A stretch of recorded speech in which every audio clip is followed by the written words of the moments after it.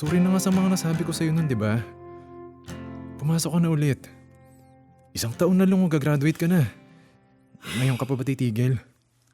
Babalik ako sa pag-aaral tapos magsusumbatan lang ulit tayo? Na pabayang ina, walang kwentang asawa, ganun ba? Ako, hindi na lang. Tigilan na yan, lintik na pag-aaral na yan. Baka nga tama rin yung nanay mo. Ano pang saysay ng pag-aaral ko bahay lang din naman ako pagkatapos. Carol naman, ano pa bang gusto mong gawin ko at sabihin ko ha?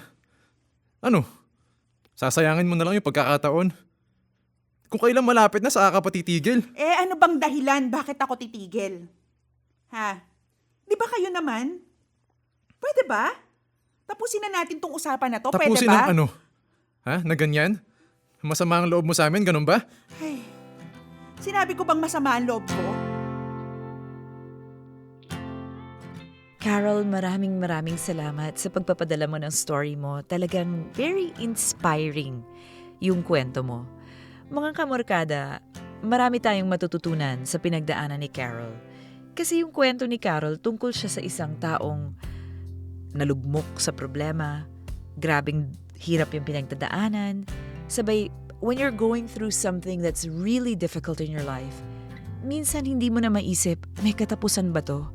Matatapos ba tong paghihirap ko? At madalas gusto na nating bumitaw. Sa kwento ni Carol, nandun yung matagal na niyang panaginip yung makapagtapos ng pag-aaral. And we all know na pag natigil ka sa school, parang minsan ang hirap bumalik. Maraming fears, yung kalaban mo oras, pera, panahon, pagod. Pero nagpursige siya despite all the challenges. Congrats sa'yo, Carol, at siguro para sa ating lahat, magsilbi sana itong inspirasyon na no matter what, kung meron kang goal and dream in life, it's never too late. Pwede mo pa rin siyang gawin. Kung gusto mong bumalik sa school, gusto mong tapusin yung pag-aaral mo, sige, go! Diba? Kung meron kang pinaplanong project, meron kang gustong pasukin na negosyo, akala mo, naku, hindi na kaya. Naunahan na ako. Naubusan na ako ng panahon. Hindi pa. There's always time to improve yourself and give yourself a better life. Diba? Kasi minsan, nagigets ko naman yun Parang feeling mo, wala na. Tapos na lahat. Hindi ko na to kaya. Pero doon sa kwento niya, nakita natin na maniwala ka lang, magpursige ka, and there will be ups and downs.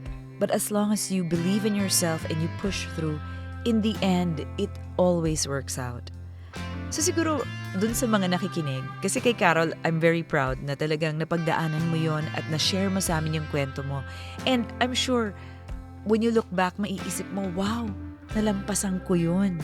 So siguro ngayon magandang mag-reflect din tayo mga kamorkada kung meron tayong mga pinagdadaanan na problema.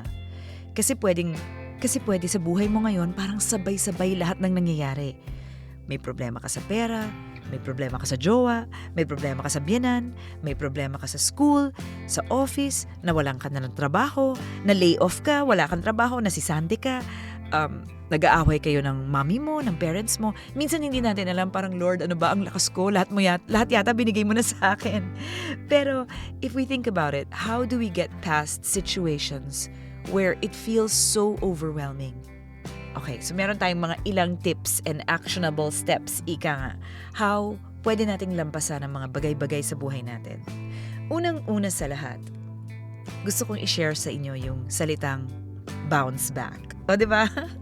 Alam mo, pagka yung nagdi-dribble ka ng bola, pag binounce mo siya, aakit at aakit din siya. Napaka-simpleng image. Pero pag bumagsak ka, pag bumaba ka, tatalbog at tatalbog ka pa rin pataas. Yun nga lang, you need force, you need strength, you need the power and the courage to stand up again. Hindi siya madali, pero nagagawa siya. And how do we go about that sa mga buhay natin? My advice for anyone trying to bounce back o kaya meron kang talagang gustong malampasan is ganito. Kung parang ang dami-dami mong kailangan problemahin, oops, teka lang, hinga muna tayo, i-focus muna natin kung ano yung kaya nating i-control today, as in sa araw na to, sa minutong ito. Kunyari, gusto mong alagaan yung katawan mo, gusto mong maging healthy, pero matagal mo nang napabayaan sarili mo, matagal kang hindi nag-exercise, hindi ka kumain ng tama, naging couch potato ka. Pero now, nandito ka na sa point na, okay, I want to take care of my health. Gusto kong alagaan ang sarili ko. Tapos titingin ka ngayon sa salamin, titingnan mo yung sarili mo, naku, ang laki ko na, ang taas na ng BP ko, yung sugar ko, ang taas na raw. Sabi nila, ganito na ako, ganyan na ako. Paano ba, wag na lang. Kasi, di ba, ang iisipin mo, it's easier to quit. But, sabi nga nila, hindi mo makakain ng isang elepante sa isang kagat lang. O, di ba? You can't eat an elephant in one bite. So you have to do it in tiny steps. Ano ba yung mga small actions mo na pwedeng pumunta dun sa pinaka-bigger goal mo? Ano ang kaya kong kontrolin today? O di, kunyari, gusto ko magpapayat at maging healthy. Okay, lakad ako. Hindi ko kayang 10-minute walk? O sige, mamaya, pag mamalengke ako, hindi ako magta-tricycle. Maglalakad ako. Doon sa sakayan, kung dating nakagawian ko mula sa bahay, wow, sitting pretty, naka-tricycle hanggang doon sa sakayan, today try ko kaya, lakad ako. Kung hindi ko kayang lakarin yung buong way, kalahati lang. 'Di ba? It seems small and insignificant if you think about it. Parang, wow, hindi naman siya malaking bagay. But hindi. The small steps lead to a bigger you. It creates a habit. 'Di ba? Kunyari, ang problema mo pera. Lahat naman tayo pera ang problema, no? Naku, alam ko yan. Gawin natin in small steps. Ano ba ang pwede kong gawin para makatipid today? Ano ang pwede kong gawin para kumita ng extra today? Ano ba ang pwede kong gawin para makahanap ng mas magandang trabaho today? Kasi pag iisipin mo agad yung, naku, kailangan ko yung ganito kalaking bagay, parang wow, nakakagitla. Pero if you take it in small steps, it becomes easier. Today ba, aayusin ko yung resume ko? I-upload ko ba sa LinkedIn na mas maganda? Today ba, can I reach out to my boss and ask for a raise? Or pwede bang today, hindi muna ako o-order ng paborito kong coffee? Today lang naman eh. Pwede naman bukas, mag-coffee uli ako, bakit hindi? Pero today, konting konting tipid lang. Tapos, ipon ako 50 pesos, 100 pesos, 1,000 pesos kung kaya. Tapos pagtingin mo, these small little steps, they compound. They add up. Kasi, you're building a habit. Itong habit na binibuild mo, it's a habit for who you are going to be. It's a vote for who you are going to be in the future. 'Di ba? Ginagawa mo yung mga little steps para pagtingin mo, wow, nalampasan ko lahat yon. Pero okay, sabihin mo, Miss M, wow, parang ang dali. Pero hindi mo alam, mahirap. Oo, alam kong mahirap. Kaya nga, small steps. Hindi yung big problem agad. Ngayon, kung relationships, ito yung medyo mas tricky. Umpisa natin dun sa problema ni Carol kung ikaw makaka-relate ka sa kanya. Kung nakikitira ka sa bahay ng iyong biyenan, syempre malaking malaking pakikisama, malaking adjustment for you.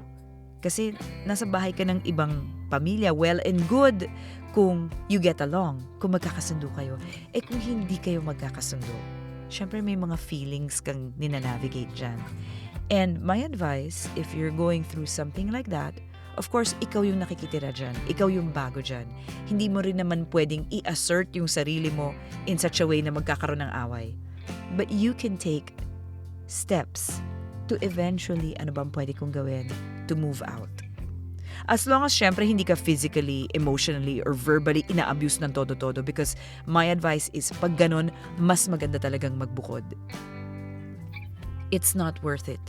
Sabi nga nila, 'di ba, kung kaya mong mag-start ng sarili mong pamilya at makabukod, mas maganda. Kung hindi maganda yung samahan pag nakikitira ka sa biyenan mo. Kasi syempre, intindihin mo rin, tingnan natin yung perspective ng biyenan mo ha, kahit minsan ang hirap intindihin. Syempre siya tahimik din ang buhay niya, dumating ka sa buhay niya, nag-a-adjust din siya sa'yo. Nag-a-adjust kayo sa isa't isa. 'Di ba? So, kailangan may give and take. Pero pag dumating na yung panahon na talagang emotionally very draining na siya, talagang mabigat na mabigat, siguro maybe this is the time to really look into the possibility of moving out. Na syempre kailangan pa rin ng pera, ng panahon, at doon sa case ni Carol makikita natin kinailangan niya munang pagdaanan yon.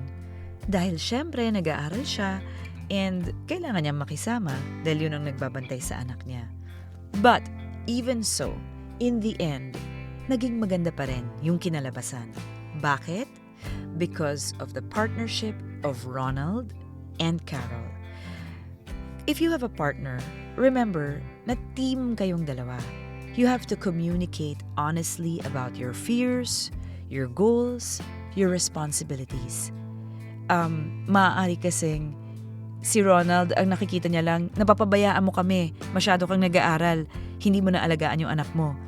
Si Carol naman, yung nanay mo, lagi akong pinagagalitan, lagi akong sinusumbatan. Ikaw, sasama ka rin? Aawayin mo rin ako?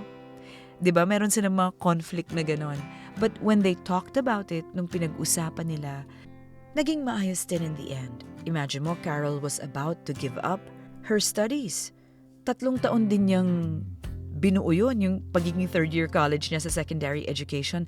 Muntik na niyang talikuran. Pero buti na lang, nag-usap silang mag-asawa. At ngayon, tinan mo, nalampasan niya, and she's now a teacher. So sometimes when we look back, and we see, wow, paano ko nalampasan yon? Nandun din yung mga tao na dapat kausap natin, mga partners natin, mga tumutulong sa atin. So if you have a partner, remember that challenges can either pull you apart or challenges can teach you how to support each other. Ang challenge yan ang tuturo sa inyo kung paano kayo mas magiging malakas sa pamamagitan ng pagsuporta niyo sa isa't isa. And lastly, more importantly, do not allow a difficult season in your life, ang isang mahirap na panahon sa buhay mo, to define you. Hindi ito permanente. Kasi madalas, pag pinagdadaanan natin yan, iisipin natin, wow, talagang napaka-loser ko na, o ganito talaga buhay ko, ang malas ko, ba't ba ako ganito? Itong pinagdadaanan mo, temporary lang yan. Hindi ikaw yan for the rest of your life. Financial struggles, emotional heartbreak, everything, it's temporary. And setback is not a permanent failure. Your progress, yung pag-unlad mo, it may be slow, but remember, every effort counts. So yung mga small victories, babalik lang ako dun sa umpisa ng payo ko, yung mga taking it in small little bites, yung mga small victories, ano yan, celebrate mo yan, yung mga maliliit na bagay. Today, trinay kong kausapin yung husband ko.